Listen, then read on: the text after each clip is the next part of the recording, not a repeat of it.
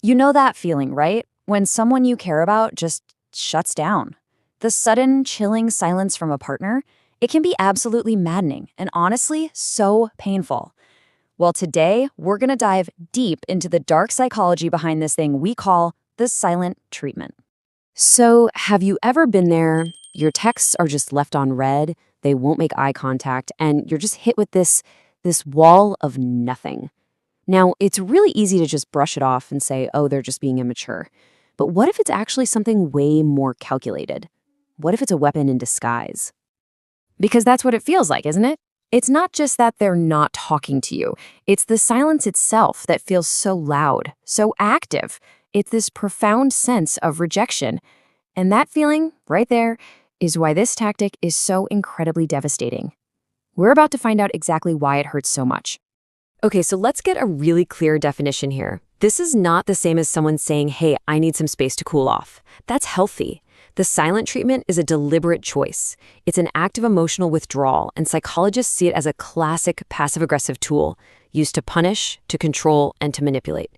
It is, quite literally, weaponized silence. So the big question is, why? Why do people do this?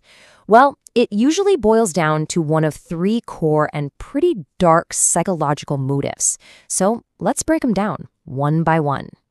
First up, and this is a big one, it is all about power and control. See, when someone gives you the silent treatment, they are hijacking the entire dynamic. They're basically saying, I get to decide if and when we communicate, you don't.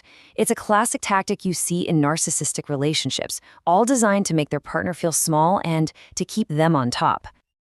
The second motive is a little different. It comes from a deep-seated fear of actual direct conflict. For some people, maybe folks who grew up in homes where arguing was loud and scary, silence feels like a much safer way to show you're upset. But here's the thing. It's a false sense of safety that really corrodes the relationship from the inside out. And this whole avoidance thing actually has a name. The world-renowned relationship expert, Dr. John Gottman, calls it stonewalling. And he lists it as one of his 4 horsemen of the apocalypse. 4 behaviors that are so toxic, they can actually predict the end of a relationship. And just how deadly is it? Well, according to Gottman's decades of research, when stonewalling becomes a habit, a regular pattern, it predicts divorce with over 90% accuracy. Think about that. 90%. It is one of the most destructive things you can do to a partnership. And that brings us to our third and maybe the darkest motive of all, pure, calculated punishment. This is where silence becomes this really insidious tool. Because it's so passive, it's almost impossible to call out. The person can just play innocent and say, "What? I'm not doing anything," all while they are inflicting serious emotional damage to manipulate you into doing what they want. So why does this manipulation work so well? Because its impact isn't just in your head. It's physiological. It's biological. Let's actually take a peek at what is happening inside your brain when someone is ignoring you. Okay, this is actually incredible. A study at UCLA used fMRI scans to see what happens in the brain during social exclusion. And they found that the silent treatment activates the exact same part of the brain as physical pain. It's called the anterior cingulate cortex. So when you say being ignored literally hurts, you're not exaggerating. Your brain agrees with you. But why? Why does it hurt so much? It all goes back to evolution. For our ancient ancestors, being cast out from the tribe wasn't just an insult, it was a death sentence. You wouldn't survive on your own. So our brains are hardwired to see social rejection as a life or death threat. It triggers this deep primal fear, causing your stress hormone, cortisol, to go through the roof, while your bonding hormone, oxytocin, just tanks. And this intense biological reaction makes you incredibly vulnerable to a really vicious cycle of manipulation. You can think of it like operant conditioning, almost like training a pet. The silence is the punishment. So the victim, who's just desperate for the pain to stop, changes their behavior.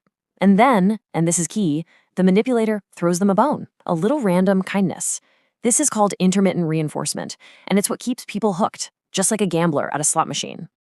As you can imagine, over time, this cycle doesn't just damage a person's self-esteem, it acts like a wrecking ball to the very foundation of the relationship itself.